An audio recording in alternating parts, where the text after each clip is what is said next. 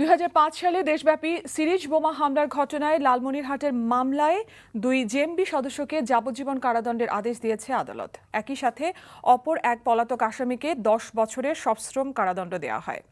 দুপুরে লালমনিরহাট জেলা ও দায়রা জজ আদালতে আসামিদের উপস্থিতিতে বিচারক মোহাম্মদ আলী আকবর আজিজি এই রায় দেন। কারাদণ্ডপ্রাপ্তরা হল কালীগঞ্জ উপজেলার জেএমবি সদস্য মুস্তাফিজুর রহমান মোস্তা এবং ঠাকুরগাঁওয়ের বালিয়াডাঙ্গি উপজেলার মনিরুজ্জামান মনির।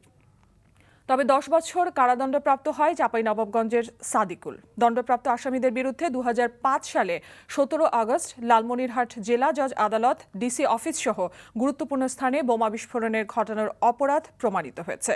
২০০৫ সালে দায়ের হওয়া এই মামলার অভিযোগপত্র দাখিল করা হয় ২০০৬ সালের ২৯ অক্টোবর। এরপর ৪৬ জন সাক্ষীর সাক্ষ্য গ্রহণ শেষে বৃহস্পতিবার এই রায় ঘোষণা করা হয়। একই সাথে সাজাপ্রাপ্তদের ৫,০০০ টাকা জরিমানা, অনাদায়ে আরও ৬ মাস করে কারাদণ্ড ঘোষণা করা হয়।